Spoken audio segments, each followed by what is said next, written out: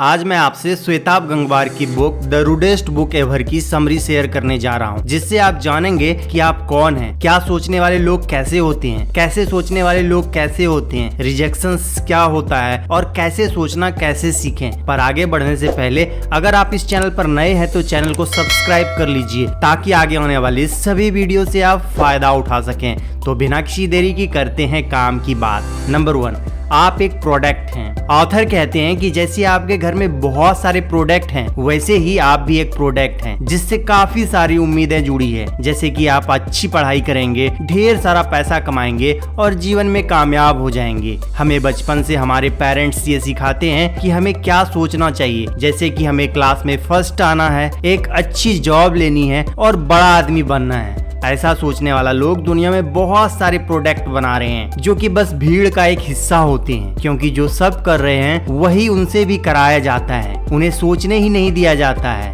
Author कहते हैं कि हमें कभी ये नहीं सिखाया जाता है कि कैसे सोचना है। शायद हमारे माता पिता को भी नहीं पता होता है कि आखिर सोचना कैसे है। तो आइए पहले जानते हैं कि क्या सोचने वाले लोग कैसे होते हैं। क्या सोचने वाले ऐसे लोग और विचारधाराओं को फॉलो करते हैं जिससे उन्हें सुरक्षित और आरामदायक यानी कि कंफर्टेबल फील होता है। ऐसे लोग किसी नई चीजों को सोचने से डरते हैं, अपने समुदाय या ग्रुप से अलग होने से डरते हैं और ऐसे लोगों को भीड़ का हिस्सा होना पसंद होता है। जब भी ऐसे लोगों को कोई परेशानी आती है तो वो हमेशा दूसरों के पास जाते हैं या किसी भी समस्या के समाधान के लिए कभी खुद नहीं सोचते।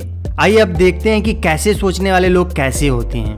कैसे सोचने वाले हमेशा सीखना पसंद करते हैं। कैसे सोचने वाले किताबों से, इंटरनेट से या किसी और माध्यम से अपने ज्ञान को बढ़ाते रहते हैं। ऐसे लोग कभी भी अपने समुदाय से अलग होने से नहीं डरते। ये लोग लोगों को फॉलो नहीं करते बल्कि उनकी किसी अच्छी सोच या विचार को फॉलो करते हैं। कैसे सोचने वाले कैसे बने, वीडियो के एंड में आपको डिटेल में बताऊंगा, तो वीडियो को लास्ट तक जरूर देखिए। नेक्स्ट, क्या आप स्पेशल हैं या क्या आप खास होना चाहते हैं?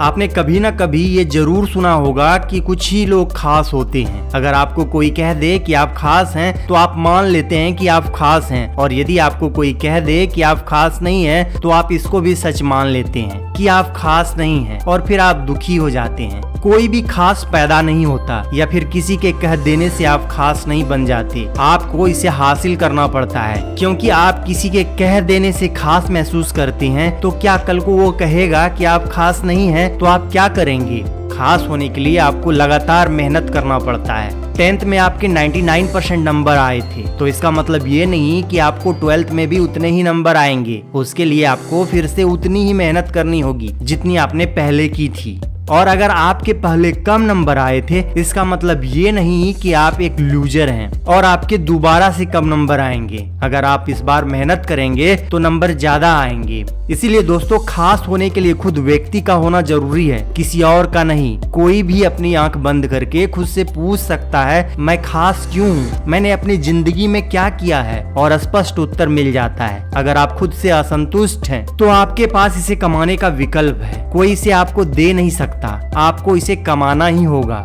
नेक्स्ट, रिजेक्शंस क्या होता है? रिजेक्शंस जीवन का एक हिस्सा है और ये नॉर्मल बात है। आपको ये समझनी होगी, क्योंकि इससे ये पता चलता है कि आप कुछ कर रहे हैं, एक जगह ठहरे हुए नहीं हैं। रिजेक्शंस का मतलब ये भी नहीं होता कि आप एक लूजर हैं। जब आपको कोई जॉब मिलती है या जब आप क्लास में टॉप करते हैं तो आपने कभी ये कहा कि मैं किस्मत वाला हूँ, मुझे हमेशा ही सक्सेस मिलती है? शायद नहीं। लेकिन जब आप रिजेक्ट हो जाते हैं तो तब आप बोलते हैं कि मेरी किस्मत कितनी खराब है, मेरे साथ हमेशा ऐसा ही होता है, मैं एक फेलियर इंसान हूँ। जब कोई हमें रिजेक्ट कर देता है तो हम मन में बोलते हैं कि मैं इसको दिखा दूंगा कि इसने कितनी बड़ी भूल की है, मैं बहुत अमीर बनूंगा, इससे बड़ा घर ले लूंगा और भी पता नहीं क्या किया।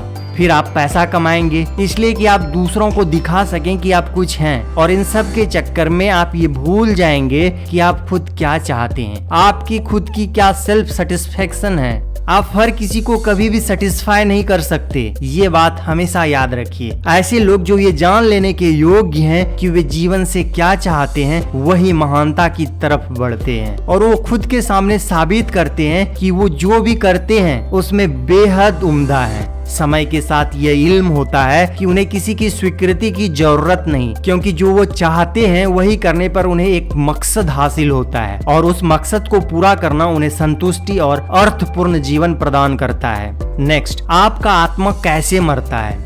उस आखिरी बार को याद कीजिए जब कोई काम करके आपको बेहद आत्मसंतोष हासिल हुआ हो, लेकिन एक बार जब आपने इसे किसी सक्षम व्यक्ति जैसे शिक्षक, बॉस, गुरु के सामने पेश किया तो वे लोग इनसे प्रभावित नहीं हुए। असल में उन्होंने सोचा कि यह औसत दर्जे का काम है और आपके लिए आपका वह काम फौरन ही 2 कौड़ी का हो गया। इससे आपका दिल थोड़ा टूट सा गया और जिस चीज से एक समय आपको अभिमान हुआ था उसी चीज से थोड़ी देर बाद आपको अपनी नाकामी का एहसास होने लगा। जब ऐसा तजुर्बा होता है तब आप खुद पर भरोसा करना बंद कर देते हैं और पूरी तरह उन लोगों पर विश्वास करने लगते हैं जो बेहतर जानते हैं कि आपको क्या करना चाहिए, कैसे करना चाहिए और आपके लिए क्या बेहतर है। आपके मौलिक विचार तब तक महत्वपूर्ण नहीं होते जब तक कि वे लोग इसे स्वीकृत नहीं करते। नतीजा यह होता है कि एक समय के बाद आप पूरी तरह से अपने सेल्फ से अलग हो जाते हैं, क्योंकि आपके अंदर की आवाज लंबे समय से मजबूती से दबा दी गई है और आपके जीवन के काफी लंबे समय तक आप भ्रमित, अव्यवस्थित और हमेशा मार्गदर्शन की तलाश में रहते हैं। या तो ऐसी मिसालें ढूंढते हैं जिसकी आप नकल कर सकें या ऐसा शख्स खोजते हैं जो आपकी उंगली पकड़कर आपके साथ चल सके। आप यहाँ एक शब्द सेल्फ पर ध्यान दे रहे होंगे। यह सेल्फ आपके भीतर मौजूद आप हैं। यह वह शख्स है जिसे आप स्वीकार नहीं करना चाहते और एक अलग इंसान बनने की खातिर इससे दूर भागते रहते हैं, लेकिन यह वही है जो आप वास्तव में हैं। यह वही है जिसे आपको बेहतर समझना चाहिए, उसे विकसित करना चाहिए और सशक्त बनाना चाहिए। नेक्स्ट, तारीफ कीजिए, अनुयायी मत बनिए। जब आप ये कहते हैं कि आप किसी की खास चीज को बहुत पसंद करते हैं तब आप ठीक उसी खास की ओर इशारा कर रहे होते हैं जिसने आपके दिमाग को आकर्षित किया होता है। तब आपका पूरा ध्यान आपकी प्रशंसा पात्र के स्रोत पर टिका रहता है, जो कि उनका काम, आस्था, रचनाशीलता या उनकी मेधा हो सकती है। प्रशंसा का मतलब यह भी हो सकता है कि आप उस स्रोत से प्रेरणा लें, जिसका मतलब है कि उनका काम आपके लिए संदर्भ बिंदु शरीक हो। आप किसी के काम से प्रेरित हो सकते हैं ताकि आप स्वयं कुछ सृजित कर सकें। लोग ऐसा बहुत बार करते हैं। आखिर में जब आप किसी व्यक्ति की किसी खास चीज की तारीफ करते हैं तब भी आप प्रशंसा के स्रोत को छोड़कर बाकी की चीजों से दूरी बनाए रखने के लिए आजाद होते हैं। जब कोई व्यक्ति आपका नायक होता है तब आपका झुकाव उनका अनुयायी बनने की तरफ होता है। इस मानसिकता के साथ अब ये जिम्मेदारी भी आ जाती है कि आप ये साबित करें कि आखिर वे लोग अनुसरण करने योग्य क्यों हैं। और जब भी कोई आपसे इस बात पर असहमत हो तो फिर आपको इस तर्क की रक्षा भी करनी पड़ती है। आप सोच सकते हैं कि मुझे किसी की रक्षा करने की जरूरत नहीं है, यह मेरा चुनाव है, मैं जिसे चाहूँ उसे फॉलो कर सकता हूँ। नेक्स्ट, कैसे सोचना कैसे सीखें। ऐसे लोग जो जानते हैं कि कैसे सोचें, उनकी बौद्धिक क्षमता, ज्ञान और इस दुनिया की कामकाज की समझ उच्च कोटि की होती है। उनका दिमाग आपसे कहीं बेहतर काम करता है, वे आपसे कहीं बेहतर अधिक जानते हैं और उनके मस्तिष्क में आपसे कहीं अधिक विचार आते हैं। और तब आप हैरान रह जाते हैं, मैं उस तरह से सोचना कैसे सीखूं जैसे वे सोचते हैं। यह बात आपके दिमाग में सुपर पावर बन जाती है और ऐसा लोग आपके लिए विशेष हो जाते हैं। कैसे सोचें इस चीज का ठीक विपरीत है। यह सोचने का ऐसा तरीका है जिसमें आप अपनी मानसिक क्षमताओं का इस्तेमाल करते हैं और किसी प्रभाव या नैरेटिव या बकवास के असर में आए बिना अपना विचार खुद स्वतंत्र रूप से तैयार करते हैं। तो कैसे सोचे को विकसित करने का पहला चरण पूरा करने के लिए जरूरत है कि आप इस बात से बिल्कुल अनजान रहें कि चीजों को लेकर आपकी पहली दृष्टि क्या होनी चाहिए। जब आपको किसी चीज के बारे में सोचना हो तो आप इसके बारे में मौजूद हर उस विचार को भूल जाएं। आप एकदम जीरो से शुरू करें।